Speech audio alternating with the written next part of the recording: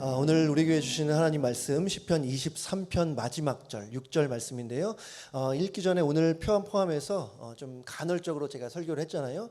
시편 23편을 1절부터 한 절씩 해서 오늘 6절 마지막 시간입니다. 그렇다고 오늘 목자 시리즈, 양 시리즈가 마지막은 아니고요. 한 번이나 아마 두 번 정도 더 설교를 하지 않을까 싶습니다. 다른 것보다 신약에 와서 선한 목자 되신 예수님을 함께 좀 생각해 보고 싶은 마음이 있어서 그런데 참고하시고요. 오늘 시편 23편 6절 말씀 우리 한 절인데요. 우리 한 목소리로 읽겠습니다. 시작.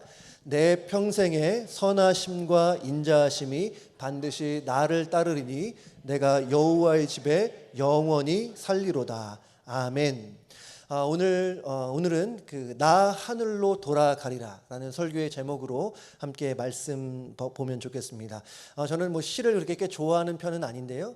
시를 좋아하는 분이 계시다면 나 하늘로 돌아가리라는 이 설교 제목을 듣고 어디서 들은 적이 있다라고 생각하실 분이 있을 것 같아요. 아시는 분도 계시겠지만 오늘 설교의 제목은 귀천이라고 하는 시의 문구를 따왔습니다. 이 천상병이라는 시인이 있는데요. 이분의 대표적인 시 중에 하나가 이 귀천이라는 시입니다. 이 시에서 계속 반복적으로 나오는 문구가 바로 나 하늘로 돌아가리라는 말이에요. 제가 잠시 시를 읽어보겠습니다. 나 하늘로 돌아가리라.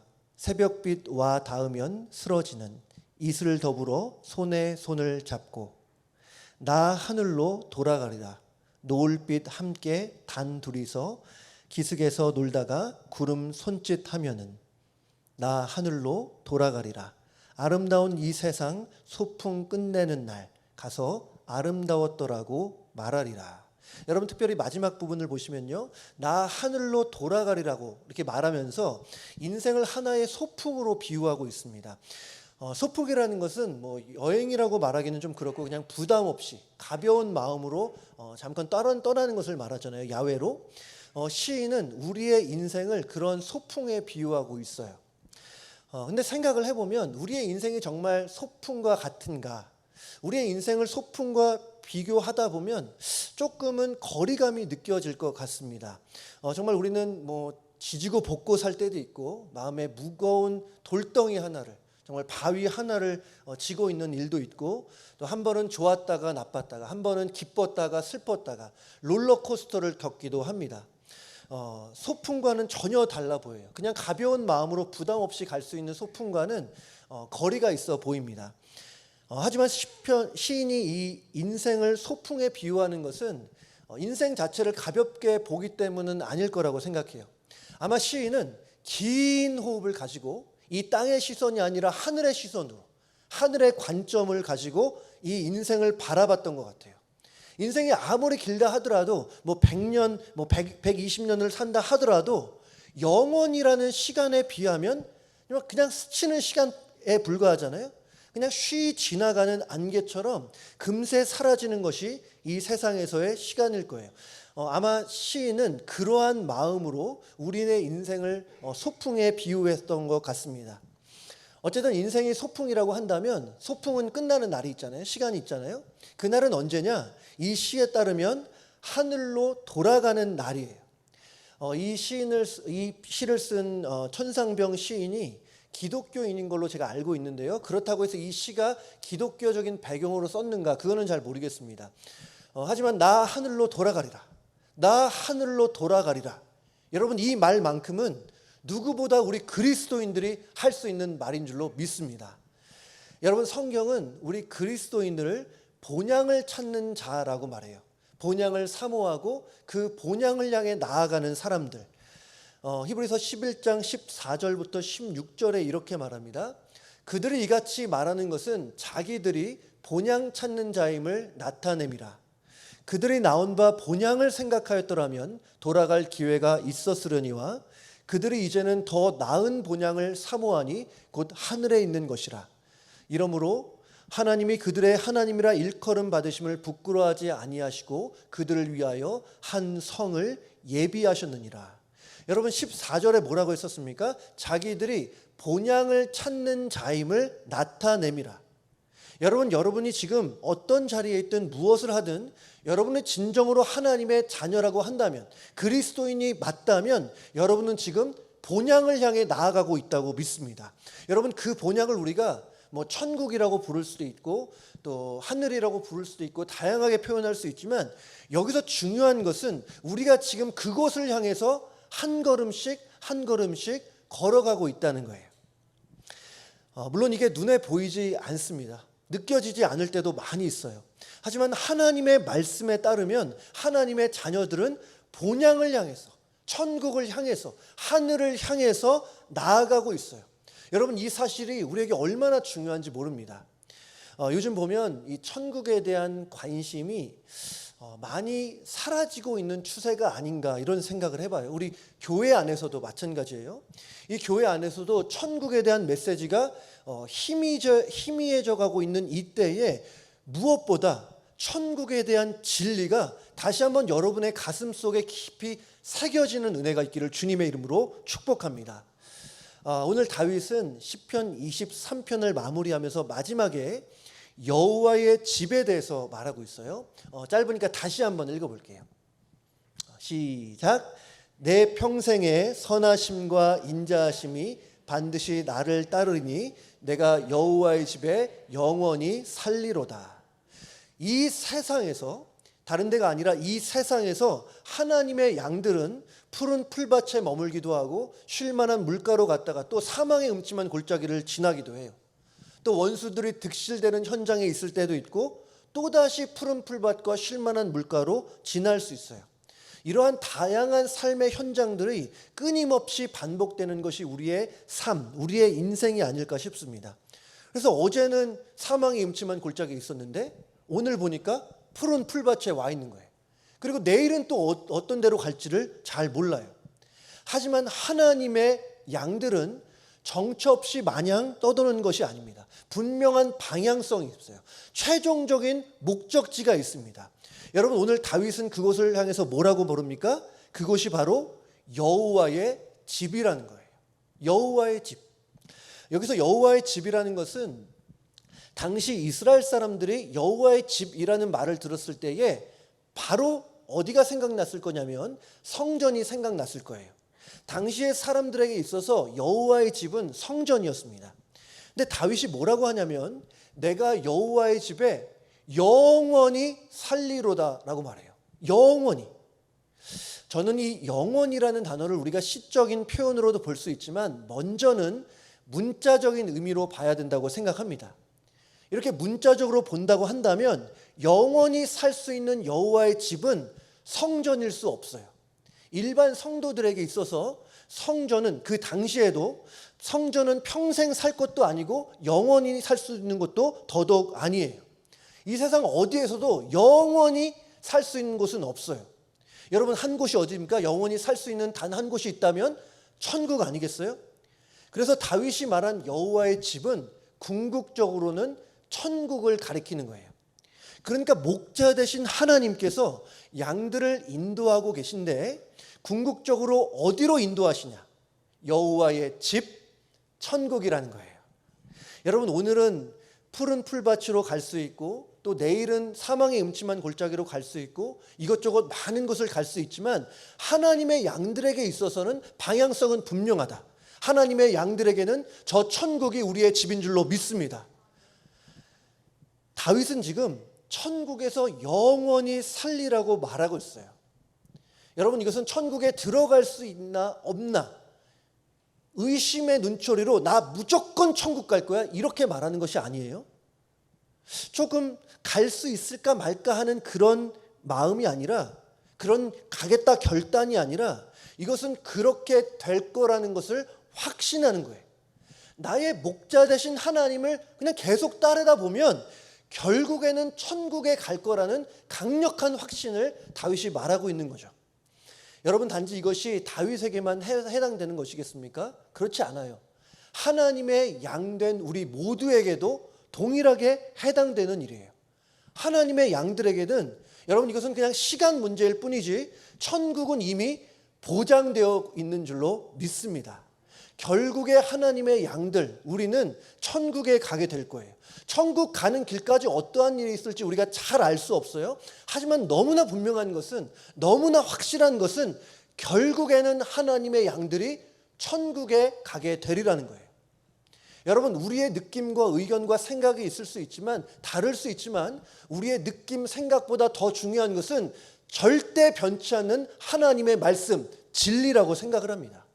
하나님의 양들이 천국에 가는 것은 변함없는 진리예요. 진리.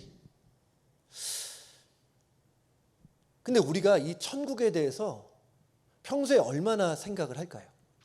천국에 대해서 가장 많이 생각할 때가 언젠가 이렇게 생각을 해보니까 아마도 가까운 이의 죽음, 장례식 이런 곳에서 우리가 천국에 대해서 많이 한 번씩 또 생각을 하지 않을까 싶어요. 만약에 여러분이 평소에 천국이 궁금하고 천국이 가고 싶은 마음이 있다면 정말 감사한 일이에요. 여러분, 요즘은 천국에 대해서 점점점 천국에 대한 소망이 흐릿해지고 있는 상태입니다. 교회에서도 그렇고 강단에서도 천국에 대한 메시지를 그렇게 쉽게 접할 수 있지 않아요. 왜 그런지 모르겠지만 그래서 그런지 교회를 다니고 있는 성도님들 사이에서도 우리 안에서도 천국에 대한 기대가 많이 사그라지고 있지 않은가. 여러분 한번 생각해 보시면 좋겠습니다. 저는 성경에서 강조하는 것만큼 우리가 천국에 대해서 마음을 둬야 된다고 생각을 해요. 여러분, 천국은 허상이 아닙니다. 신기로도 아니에요. 그냥 장례식장에 있는 유가족들을 위로하기 위해서 꾸며낸 이야기도 아니에요. 천국은 실제예요. 실제로 존재하는 장소예요. 확실히 존재합니다. 여러분, 우리가 모든 사람의 말을 다 신뢰는 못하잖아요. 우리가 어떤 사람의 말을 듣다가 그분을 신뢰할 수도 있고 못할 수도 있어요. 하지만 그리스도인에게 있어서 확실하게 신뢰할 수 있는 것은 예수님의 말씀 아니겠어요? 근데 누구보다도 천국에 대해서 많은 말씀을 하신 분이 우리 예수님이에요. 얼마나 많은 말씀을 하셨는지 몰라요. 몇 가지만 보면, 제가 마태복음에서만 몇 가지만 봤습니다. 회개하라, 천국이 가까이 왔느니라. 예수님이 이런 말씀도 하셨어요. 심령이 가난한 자는 복이 있나니 천국이 그들의 것입니다. 의를 위하여 박해를 받는 자는 복이 있나니 천국이 그들의 것이비라. 천국은 마치 하면서 비유도 많이 주셨잖아요. 천국은 마치 사람이 자기 밭에 갖다 심은 겨자씨 같으니 어린아이들을 용납하고 내게 오는 것을 금하지 말라. 천국이 이런 사람의 것이니라. 여러분, 이외에도 예수님이 천국에 대해서 얼마나 많은 말씀을 주셨는지 몰라요. 여러분, 천국은 실제로 존재하는 줄로 믿습니다. 여러분 정말 믿으시죠? 교회에서 흔히들 좀 더 실용적인 얘기를 해달라고, 조금 더 일상 속에서 현실적인 메시지를 좀 전해달라고 하는 경우가 있습니다. 제가 우리가 이제 5년이 넘어가는데 저는 개인적으로 그런 얘기를 들은 적이 없어요. 우리 아마 사역자들도 대부분 없을 것 같은데 하지만 교회 안에서 그러한 요구가 있다는 것은 여러분 잘 아실 겁니다. 근데 분명한 것은 천국이야말로 우리에게 가장 현실적인 이야기라는 거예요. 왜 그렇습니까? 하나님의 양에게는 실제로 시간의 문제지 경험되어지는 장소가 천국이기 때문이에요. 천국. 이 천국을 생각하면 여러분 우리가 얼마나 감사합니까? 하나님의 양들인 우리의 최종 목적지가 지옥이 아니라 천국이라는 것은 너무 감사한 일이에요. 근데 여러분, 우리가 감사는 한데 우리가 기억해야 될 것은 뭐냐면, 감사하지만 이것이 결코 당연한 일은 아니다. 하나님의 양들이 천국 가는 것이 너무나 당연한 일은 아니라는 거예요. 성경에 따르면 우리가 원래 가야 될 곳은 천국이 아니라 지옥이었습니다.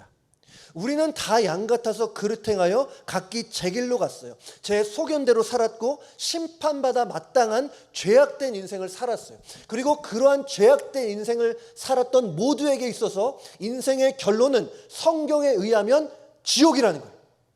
이거 굉장히 무서운 말씀입니다. 그리고 만약에 예수님이 이 땅에 오시지 않았다면, 예수님이 우리를 위해서 십자가 지지 않았다면 우리의 인생 결론은 지옥이에요. 아주 무섭고 아주 비극적이고 말하고 싶지 않을 정도로 어려운 얘기이기도 합니다. 하지만 성경은 분명하게 말하고 있어요. 여러분, 그러한 상태가, 그러한 최악의 상태에 우리 모두가 예외 없이 놓여 있었다는 것이 성경의 분명한 증언입니다. 그래서 이사야 53장 6절에 이렇게 말해요. 우리는 다 양 같아서 그릇 행하여 각기 제 길로 갔어요. 제 길로 가다 보면 결국에는 지옥인데, 여호와께서 우리 모두의 죄악을 그에게 담당시키셨도다. 여러분, 여기서 그는 누굽니까? 우리 다 알잖아요. 누구예요? 예수님이에요. 오늘 시편 23편에서는 구체적으로 나와 있지 않지만 알고 보니 선한 목자가 양들을 지키시기 뿐만 아니라 인도하셨을 뿐 아니라 양들을 위해서 자기 목숨을 버리셨다는 거예요. 그래서 우리에게 놀라운 역전의 은혜가 주어졌다는 거. 원래는 지옥을 가야 했던 양들이지만 이제 하나님의 은혜로, 전적인 하나님의 은혜로 우리는 천국에 당당하게 들어갈 수 있는 존재가 되었다고 믿습니다. 정말 그렇게 됐어요. 그래서 하나님의 양들에게 있어서, 우리에게 있어서 인생의 결론은 천국이에요. 천국. 정말 감사하고 있죠. 감사한 일이죠. 근데 제가 지금 설교를 하면서 계속 말씀을 드리고 있는데 의도적으로 이렇게 말씀하진 않았어요. 교회를 다니는, 교회를 출석하고 있는 모든 인생의 결론이 천국이라고 말씀드리지 않았습니다. 저는 공수표 날리고 싶지 않아요. 성경에서 약속하지 않은 것 말씀드리고 싶지 않아요. 성경은 하나님의 양들에게만, 예수님을 진정으로 믿는 사람들에게만 천국이 있다고 약속하고 있어요. 여러분, 이 진리는 하나님의 양된 분들에게는 너무나 감사한 일이지만 반면에 한편으로는 굉장히 무섭고 떨리는 진리이기도 해요.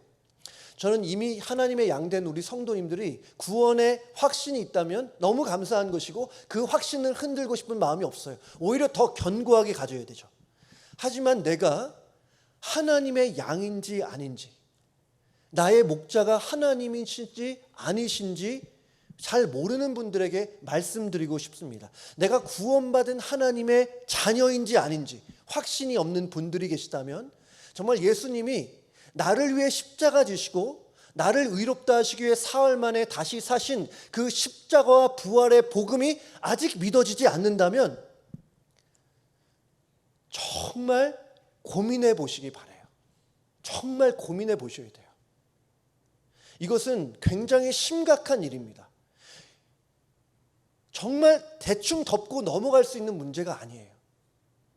여러분의 영혼은 그 무엇보다 소중합니다. 여러분이 가지고 있는 집, 소유, 여러분이 무엇을 가지고 있든 여러분의 영혼보다 소중하지 않아요. 근데 여러분의 영혼이 안전한 상태가 아니라면 여러분 고민해 보세요. 내가 정말 믿음 안에 있는가? 내가 오늘 죽어도 천국 갈 자신이 있는가? 여러분의 영혼의 상태를 정말 확인해 봐야 돼요. 확인하고 또 확인해 봐야 돼요. 제가 이전에 기독교 대학교에 있었는데 대부분 교회를 아마 제가 기억할 때는 한 80% 이상 신앙생활을 했던 것 같아요. 근데 그 중에 제가 20년이 지났는데 아직도 선명히 기억나는 것은 청년 한 명이 있었어요. 근데 신앙이 없어요. 근데 신앙이 없는데 매일같이 학교 안에 있는 그 새벽 기도를 매일같이 나가는 거예요. 어떻게 또 연결이 돼서 저와 같이 단기 선교도 갔어요. 근데 믿어지지가 않는데요. 정말 믿어지지 않는데요. 그러면서 정말 치열하게 고민하면서 교회에서 정말 기도했어요. 정말 하나님 계시냐고. 정말 예수님이 나를 위해 십자가 지신 것이 사실이냐고. 그러한 과정을 통해서 결국에는 이 청년이 하나님의 자녀가 되었습니다. 여러분, 혹시 우리 중에서 정말 내가 하나님의 자녀인 거에 대한 확신이 없다면 치열하게 씨름해 보시기 바랍니다. 우리가 고민할 거 참 많아요. 그죠? 우리 살아가면서 비즈니스의 문제도 있고 자녀의 문제도 있고 문제는 끝이 없고 고민할 거 너무나 많습니다. 하지만 그것보다 우선적으로 우리가 고민해야 될 것은 여러분의 영혼의 상태예요. 여러분의 영혼의 상태. 혹시 도움이 필요하시다면 여러분 구역장님들에게, 교구장님들, 우리 교육자 있습니다. 저도 있습니다. 언제든지 연락 주시고 찾아와 주시고 함께 복음에 대해서 나눌 수 있으면 좋겠어요. 바쁘시니까 그런 말씀 마세요. 이게 가장 중요한 일이에요. 목회자에게 있어서, 우리 구역장님들에게 있어서 가장 중요한 일이니까 그냥 찾아오셔도 돼요. 우리 구역장님들 그렇죠? 네. 저는 우리 에브리데이 교회 안에 정말 복음을 통해서 정말 생명의 역사, 구원의 역사가 앞으로도 계속해서 일어나기를 바랍니다. 간절히 바라요. 구원 받아야 됩니다. 이것보다 중요한 것이 없어요. 정말 우리 모든 성도님들이 정말 하나님의 양으로 아름답게 세워져서 하나님의 양들의 인생의 결론, 천국을 소유하는 은혜가 우리 모두에게 있기를 주님의 이름으로 축복합니다. 제가 믿기로는 이러한 내가 천국에 영원히 살리라, 여호와의 집에 영원히 살리라는 것은 정말 감사한 일뿐만 아니라 이것이 우리에게 얼마나 큰 위로가 되는지 모릅니다. 천국만큼 우리에게 위로를 주는 것이 없어요. 최근에 참 장례식 제가 집례도 참 많이 했는데 단 한 번도 천국에 대해서 말하지 않은 적이 없어요. 천국만큼 우리를 위로해 주는 것이 없어요. 우리가 마음이 어려울 때에, 도저히 감당할 수 없는 마음의 고통이 있을 때 여러분 무엇보다 천국이 있음을 기억하시기 바라요. 이 세상은 그냥 아침 안개처럼 쉬 지나갑니다. 이 세상은 영원하지 않아요. 이 세상 떠나갈 천국이 영원한 거예요. 그곳에는 영원한 기쁨이 있고 진정한 행복이 있고 다함이 없는 만족이 있어요. 그곳에서는 성경에 따르면 다시는 사망이 없고 애통하는 것이 없고 곡하는 것이 없고 아픈 것이 없대요. 행복과 기쁨과 만족만 있고 고통과 슬픔, 눈물이 없는 곳이 천국이에요. 물론 저도 가보지 않았습니다. 하지만 성경에 따르면 그 천국은 이 세상에서 누리는 우리가 어떠한 기쁨보다도 비교할 수 없이 큰 기쁨을 누리는 행복과 기쁨의 장소라는 거예요. 그러니까 여러분, 마음에 근심과 두려움이 있을 때에 때로는 멀리 느껴질 수 있지만 계속해서 천국을 묵상하십시오. 천국을 생각하세요. 내가 여호와의 집에 영원히 살리로다라고, 나 하늘로 돌아가리라고 내 영혼에게 선포하시기 바랍니다. 이럴 때 우리 안에 상황을 뛰어넘는 놀라운 평안이, 위로가 주어져요. 아마 그래서 예수님께서 이 말씀을 주셨던 것 같아요. 요한복음 14장 1절 2절인데요. 우리 같이 한번 읽겠습니다. 시작. 너희는 마음에 근심하지 말라. 하나님을 믿으니 또 나를 믿으라. 내 아버지 집에 거할 곳이 많도다. 그렇지 않으면 너희에게 일렀으리라. 내가 너희를 위하여 거처를 예비하러 가노니. 예수님께서 여러분을 향해서 근심하지 마, 두려워하지 마, 이런 말씀을 주시면서 내 아버지의 집에 대해서 말씀하고 계세요. 여러분, 이것이 방법입니다. 근심과 걱정이 내 마음에 엄습해 온다면, 어찌할 수 없는 상황으로 인해 마음에 두려움이 있다면 천국을 묵상하세요. 천국은 어떠한 신기루와 허상이 아닙니다. 천국은 말씀드렸지만 실제예요. 우리가 우리가 이 땅의 삶을 마치고 영원히 살게 될 우리의 집이 천국인 줄로 여러분 믿으시기 바랍니다. 여러분 지금 현재보다 천국을 더 많이 생각하시면 좋겠어요. 우리는 천국을 사모해야 돼요. 우리가 땅에 두 발을 딛고 살지만 우리의 영적인 시선은 천국을 향해, 아버지 하나님이 계시는 천국을 향해 있어야 된다는 거예요. 물론 이 세상에서도 열심히 살아야 됩니다.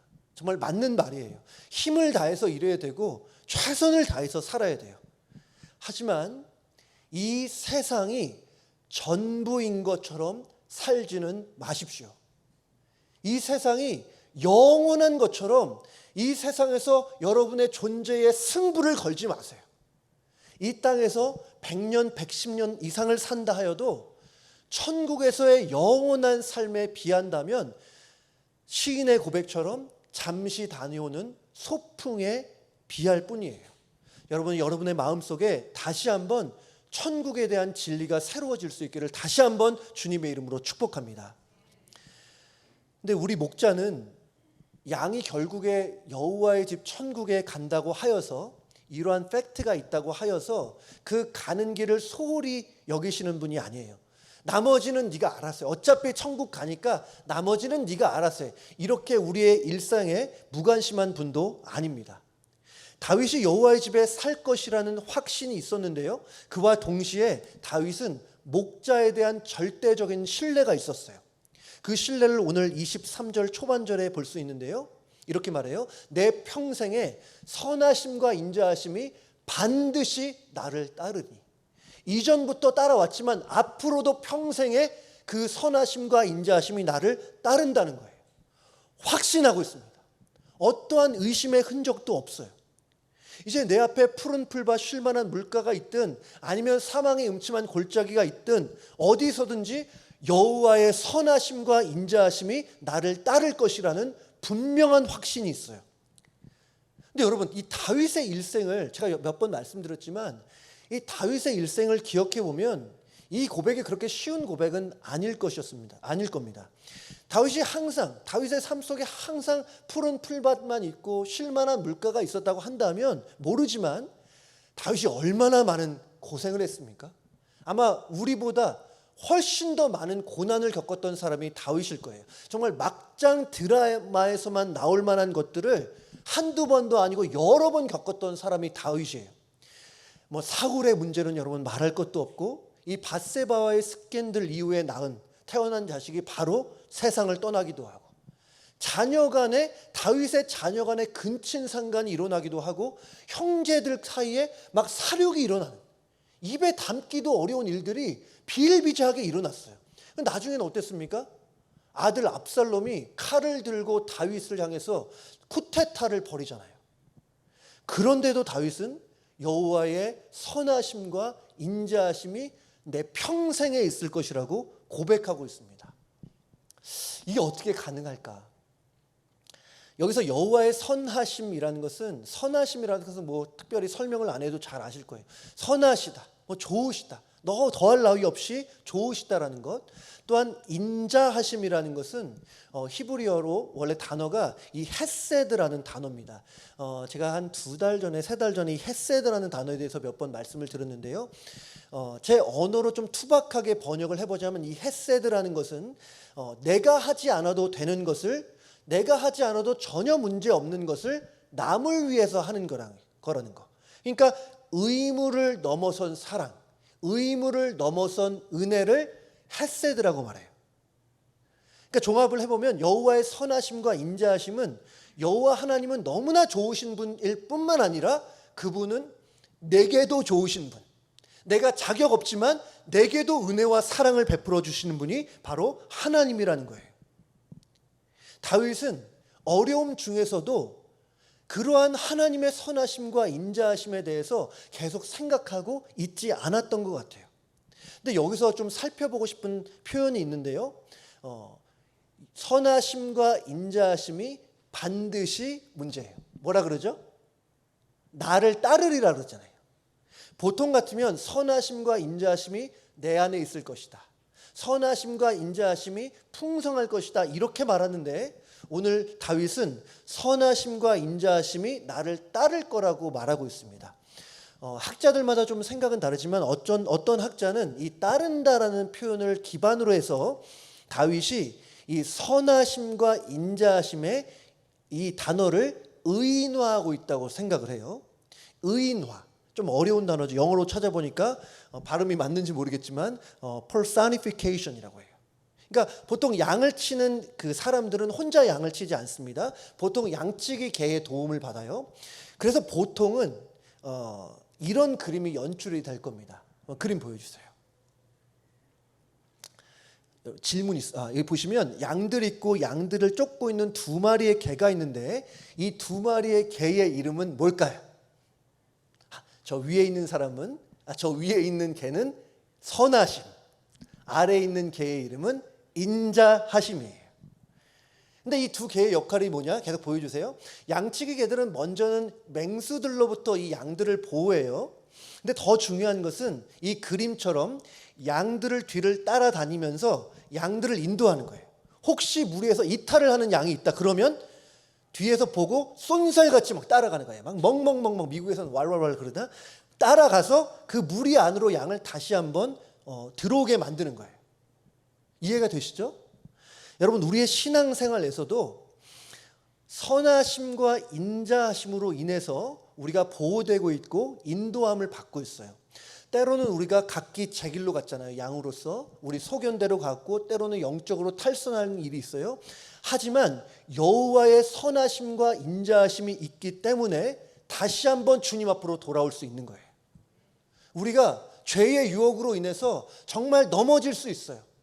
주님이 원하시지 않는 길로 갈 수 있지만 여호와의 선하심과 인자하심이 있기 때문에 다시 한번 정도로 주님이 원하시는 길로 나아갈 수 있다는 거예요. 물론 여기서 말하는 여호와의 선하심과 인자하심이 따른다고 하여서 나의 모든 삶이 세상적으로 만사형통 이렇게 말할 수는 없습니다. 내게 고난이 없다 말할 수도 없고, 내 인생길에 사망의 음침한 골짜기가 없다고 말할 수도 없고, 원수가 완전히 소멸된다는 의미도 아니에요. 이 세상에서는 여전히 어려움이 있습니다. 하지만 여호와의 선하심과 인자하심이 있기 때문에 우리는 천국 가는 길에서 결코 이탈하지 않을 것이다. 중간에 딴 길로 가는 법이 없어요. 그런 일이 없어요. 우리가 바르고 선해서가 아니라 여호와의 선하심과 인자하심이 있기 때문에 마치 양치기의 개처럼 정말 우리를 지키시고 인도하실 거기 때문에 천국은 보장되어 있다는 것이죠. 여러분, 천국을 생각하면 하나님의 양인 우리에게 천국이 정말 보장되고 있다고 믿어진다면 얼마나 감사한 일입니까? 얼마나 감사한 일이에요. 근데 또 감사한 것은 이것이 잠깐만 그렇다는 것이 아니라 오늘 다윗의 말처럼 내 평생에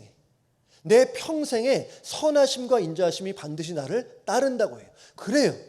하나님의 양들에게 있어서 하나님의 선하심과 인자하심이 없었던 적은 단 한 번도 없어요. 단 1분 1초도 그런 적이 없어요. 우리가 그렇게 여겨지지 않고 느껴지지 않을 수 있지만 하나님의 말씀 진리에 따르면 항상 주님의 여호와의 인자하심과 선하심이 우리의 등 뒤에서 우리를 따르고 있다는 거예요. 하나님의 양이라면 분명히 그렇다는 거. 오늘 그 시편 23편 말씀을 마무리하면서 전 그런 생각을 해봤어요.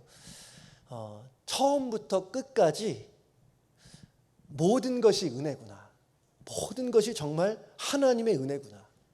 1절부터 6절까지 한 절씩 살펴봤는데요. 그 어느 구절에서도 은혜가 없는 데가 없어요. 우리의 삶에서도 마찬가지입니다. 우리가 때로는 잘 몰라서 그렇지 우리의 삶의 구석구석에 하나님의 은혜가 없었던 적은 없다는 것. 우리의 인생길에 하나님의 은혜가 없었던 적은 단 한 번도 없다는 거예요. 우리가 잘나서 그렇습니까? 시편 23편은 우리를 양으로 비유하고 있잖아요. 양은 잘난 동물이 아니에요. 남보다 좀 잘나지 않았어요. 다리가 빠른 것도 아니고 얼마나 어리석습니까? 또 근시안이라 그랬잖아요. 잘 보지를 못해요. 또 고집도 세고 힘도 세지 못해서 스스로를 방어할 수 있는 능력이 없어요. 양은 스스로 생존이 불가능한 동물이라고 지난번에 말씀을 드렸어요. 잘하는 게 없어요. 잘하는 게 있다면 고집이 센 거? 그냥 내 마음대로 하겠다는 그 마음?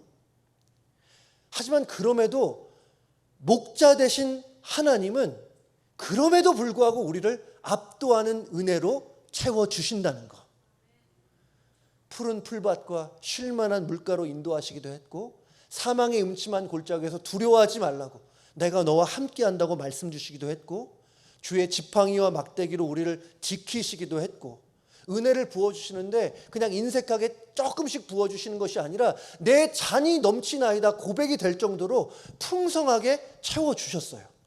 그리고 오늘 말씀처럼 선하심과 인자하심으로 우리 뒤에서 우리를 지키시고 보호하시고 인도하셨습니다.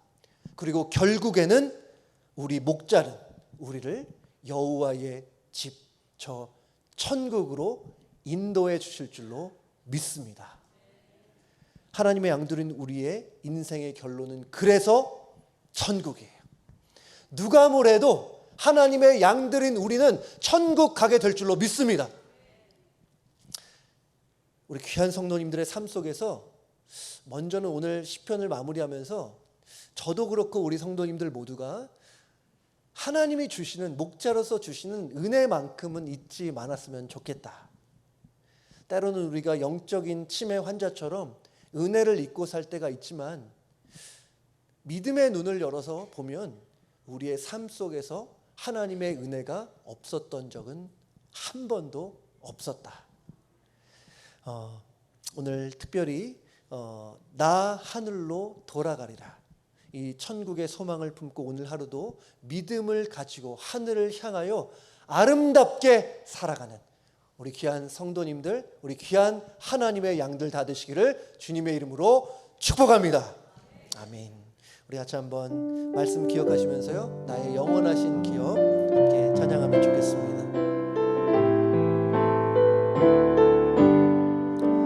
나의 영원하신 기억 생명보다 귀하다. 나의 갈 길 나가도록 나와 동행하소서. 주께로 가까이 주께로 가오니 나의 갈 길 나가도록 나와 동행하소서. 2절입니다. 세상 복이 아니란 모든 명예 버리고 험한 길을 가는 동안 나와 동행하소서. 주께로 가까이 주께로 가오니 나의 갈 길 나가도록 나와 동행. 마지막 절입니다. 어두운 골짜 지나가며 험한 바다 건너서 천국문에 이르도록 나와 동행하소서. 주께로 가까이 주께로 가오니 나의 갈 길 나가도록 나와 동행하소서. 우리 한번 기도하면 좋겠습니다. 먼저는 하나님께 감사하면 좋겠는데요. 푸른 풀밭, 쉴만한 물가, 하나님의 함께하심, 차고 넘치도록 채워주심, 주의 지팡이와 막대기, 여호와의 선하심과 인자하심. 여러분, 이 모든 것이 감사의 제목이고 이 모든 것이 은혜입니다.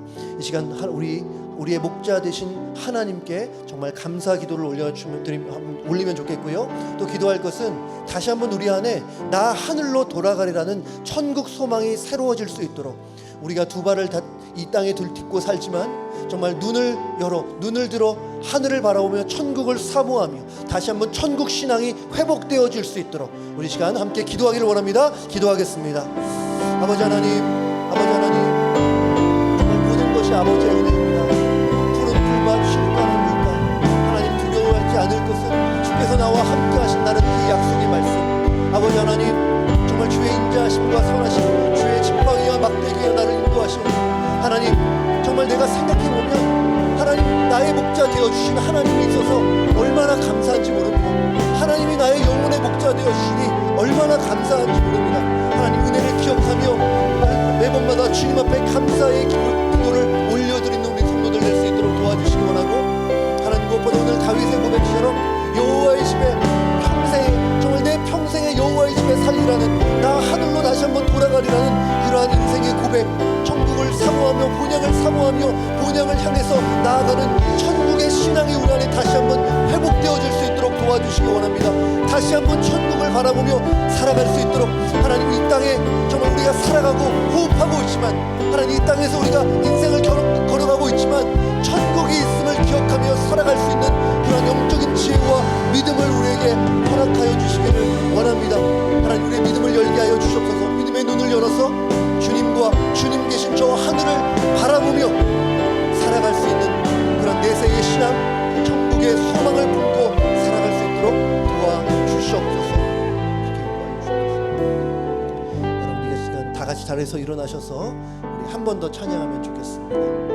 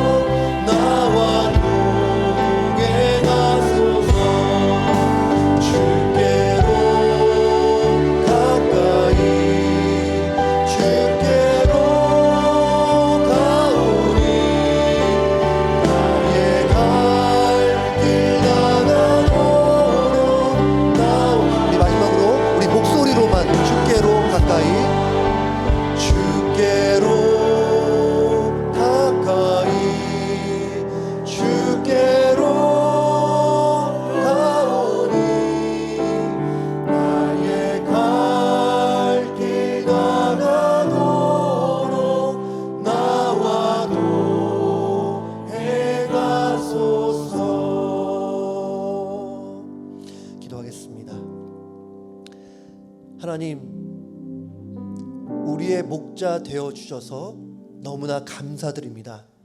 시편 23편 말씀 한 구절 한 구절 안에 하나님의 은혜가 담겨 있던 것처럼 우리의 삶 구석구석에 하나님의 은혜가 있는 줄로 믿습니다. 하나님, 그 하나님의 그 측량할 수 없는 은혜를 기억하고 저 천국을 바라보며 저 천국을 소망하며 살아가는 우리 귀한 성도들 되게 하여 주시옵소서. 하나님, 무엇보다 마음속에 천국이 허상이 아니요 실제로 우리가 가야 할 행복과 기쁨이 넘쳐나는 장소임을 다시 한번 기억하기 원하고, 그래서 이 땅에 두 발을 딛고 살지만 하늘을 향하여 거룩하게 살아가는 우리 귀한 하나님의 양들 다 되실 수 있도록 은혜를 베풀어 주시옵소서. 이제는 우리 주 예수 그리스도의 은혜와 하나님의 사랑하심과 성령님의 교통하심이 내 평생의 선하심과 인자하심이 반드시 나를 따르리니 내가 여호와의 집에 영원히 살리로다 라는 다윗의 고백을 나의 고백으로 삼기 원하는 우리 귀한 하나님의 양된 우리 성도님들 머리 위에 이제로부터 영원토록 함께 있을지어다. 아멘.